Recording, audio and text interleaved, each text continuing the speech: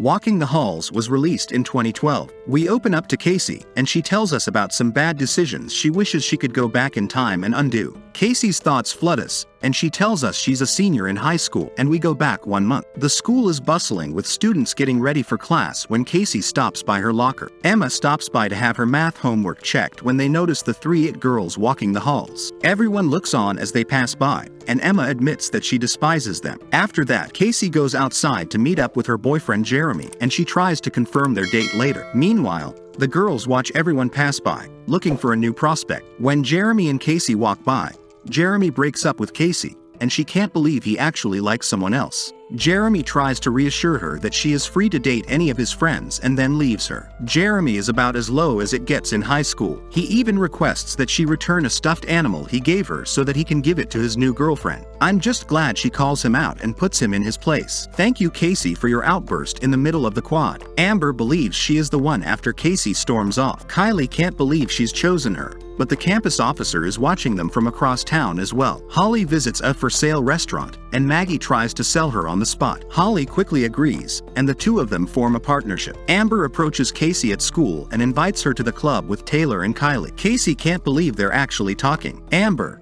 on the other hand, tells her that she will get her a fake ID and accompany them to the bar. If she changes her mind that evening, Holly and Chris top her sit to discuss the restaurant business over dinner, and things aren't going well. Casey interrupts the debate by mentioning which college she's deciding to attend. Nothing seems to make Christopher happy, but he does have a point about making money. He tries to explain to Holly that the restaurant won't make a profit for a long time and that they need all of the money. It's one of those times when he's talking sense, but the way he's doing it makes him seem like a jerk. Casey excuses herself and Christopher goes to take a business call that Friday. Casey decides to go on a girls' night out, and they introduce her to Max and Roger. Max is completely engrossed in Casey, while the others hit the dance floor. Amber notices the campus officer Jack and begins teasing him. When everyone starts going their own way and Casey and Maxven start making out in the booth, things get really crazy. Amber and Jack are watching Casey move in on Max, and Amber says she'll be perfect. Then Taylor appears, saying Kylie is in trouble, and they all rush to the bathroom, where Kylie and Roger had just finished having fun. Rogers refuses to pay, and Jack emphasizes that Kylie's services are not free. Amber does make certain that Casey is over the age of 18 before bringing her out tonight. So, at least they're not bringing in underage girls. But this is another one of those movies that makes you wonder if people are stupid enough to risk their future for a few dollars. Back at the club, Max asks Casey if she wants to go out with him, and she agrees. Jack watches them leave and gives Max permission. Max takes Casey to his hotel room, and he immediately takes her to the bedroom, where he wastes no time. As they get closer, Jack appears outside the door, and he heads down the hallway after listening later. Casey returns home, and Holly confronts her for arriving late. She immediately calls her out for drinking, and Christopher enters the room. Chris sends Casey up to bed and tells Holly that she needs to relax. Chris isn't going to win Father or Husband of the Year anytime soon. Holly goes upstairs and notices Chris's phone vibrating for a voicemail. She listens to it, and there's the woman he's cheating on her with. When Chris returns upstairs, Holly immediately calls him out for having an affair, but he denies everything and walks away. The next day, Casey goes to the pool with her new friends, and Amber gives her her share of Max's money. Casey can't believe she was actually hooking up. However, the other girls try to persuade her that this isn't a bad thing. Casey takes the money and walks away, but Amber knows she'll return. Casey wasn't too upset, but she still took the money. She'd be insane to leave it at home. Holly invites Maggie over to discuss Chris's affair, and she announces her intention to file for divorce. Maggie tells her that she's there for emotional support, but she wants to look over the finances first. Casey later returns to Max's apartment and returns the money. She accuses him of buying her, but Max insists that he meant everything he said to her. He wants to continue seeing her and says that if taking the money bothers her, he hopes they can simply see each other. Even though Max is a more mature boyfriend than Jeremy, he literally gets her tickets to an event and tells her that he'll see her next weekend for free. Back at home, Holly checks the bank accounts and discovers that Chris has already emptied both of them.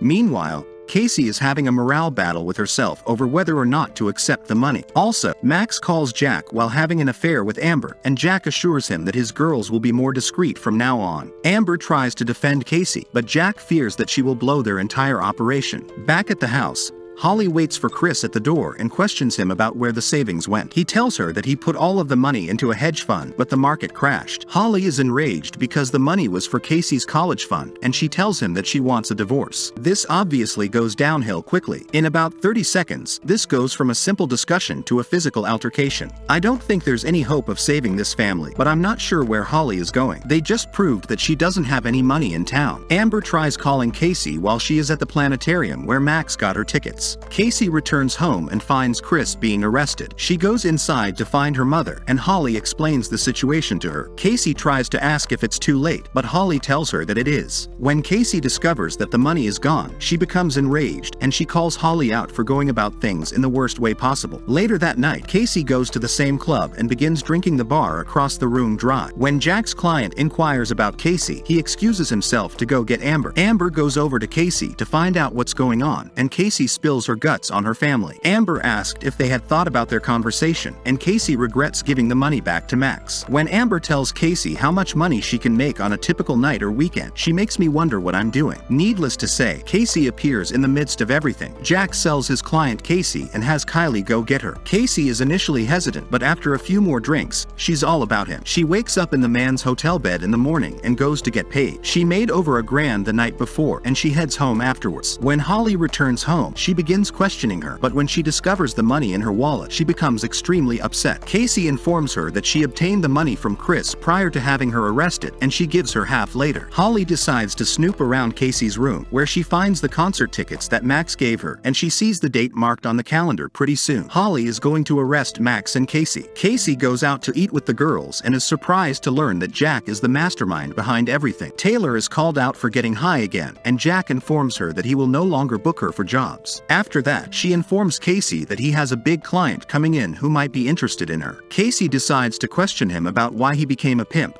and she inquires about the cut he takes from them. Jack dislikes this discussion, but he tries to be as modest as possible. Casey catches up with Emma the next day at school, and Emma wonders if Amber can also give her a fake ID. Casey warns her to stay away from the club, but she continues on her own. Holly quietly follows Casey out to meet Jack's important client that night. Is this guy going to take advantage of the 2-for-1 mother and daughter deal? Holly, on the other hand, pulls out in the opposite direction and manages to follow. Casey continues to explain, "This movie is magical to me." Casey eventually arrives at the hotel, and the concierge notes her arrival. She goes upstairs to meet with the client, and he says he'll be right with her. Meanwhile, Holly comes to the concierge to ask if she's seen her daughter, but he says he's here. To protect his client's privacy, he also admits that this isn't her first night here, and he's confident she can handle herself. When Holly raises her voice, he threatens to call security, and she walks away. 3 hours later, Casey comes downstairs to find Holly waiting, and Holly believes she is trapped in something she cannot escape. She even admits to discovering the tickets and marking the date on the calendar. Holly needs to stop broadcasting her private life for all to hear. If Jack discovers this hill, it will be dead by the end of the argument. Casey walks away and tries to call Chris. Chris is with his thought, and he lies and claims to be staying in a studio with no spare room. Casey then goes to Amber's house, where she finally finds a place to stay. Amber assures her that she can stay as long as she wants, and she tells her to take a nice hot bath and relax. Chris returns home in the morning to take all of his belongings to the house, and he informs Holly that Casey has called. He congratulates her on kicking everyone out of her life and promises to return for the rest. Meanwhile, Amber informs Casey that she can make $5,000 this afternoon. She could work 1 or 2 afternoons a week for a month and be set. Yes, please. Casey is on board because it's a threesome with Amber and the client, and she had to be persuaded. Casey's morals will undoubtedly be upheld. Jack drives the girls to the client's house and assures them that he will be waiting for them. The girls go up to the house, which doesn't look like a place for someone who pays 10 grand for a threesome, but when they get inside, they find all kinds of fine art. The man eventually makes his presence known, but when he goes to get drinks, Casey refers to him as ugly and disgusting. She has no idea he can hear her, and he calls her out for being unprofessional. He sits next to the girl and whispers what he wants into her ears. Casey, on the other hand, is unable to do so and storms out on the client. When she does, Jack stops her and hits her to prove her place in the grand scheme of things. How does she escape? She stabs her heel into his toe. That's painful. I don't want to feel anything. Jack fires her and warns her to keep her mouth shut,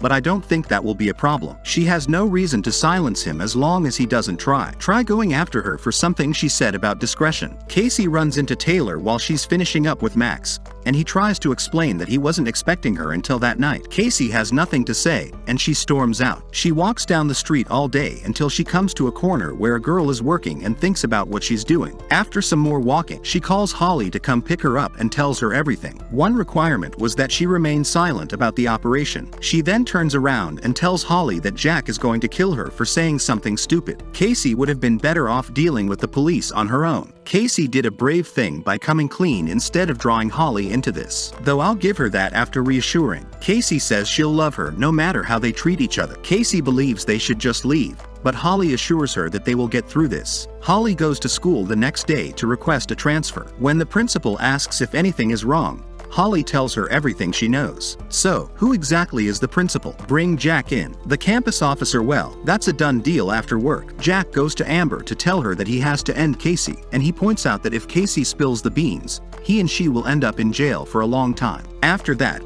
Amber reluctantly gets on board at the house. Holly informs Casey that she spoke with the principal and inquires whether anyone else was present during the conversation. The doorbell rings, and Casey goes to answer it. Amber arrives and tells Casey to open the door so she can talk about Jack, and surprise, Jack and Amber Barr didn't tie them up. Holly now understands why Casey told her not to tell anyone. Amber was there with the gun when Jack left. He goes to get Chris to keep an eye on Themis. When Chris leaves work, Jack follows him to the parking lot. Back at the house, Casey tries to reason with Amber, but Amber believes that this is her only option. Holly tries to argue that Jack is simply taking advantage of her, but Amber believes that this is what freedom is all about. Meanwhile, Jack tells Chris that Casey has been one of his girls, and Chris can't believe what he's hearing. As they get closer to the house, Holly mentions that Amber will be the next victim because she'll be a witness to murder. Amber, on the other hand, is conflicted. She has a change of heart at the worst possible time. She waited until Jack and Chris literally pulled into the driveway to try to untie them. They'd been driving for at least an hour. Now that Chris has joined the party, Jack explains that he will be the one to take Holly and Casey out so that Jack can blame it all on him. When Jack leaves to finish things, Amber turns her weapon on him, but it's not loaded. Casey and Holly have finished getting out of their bings,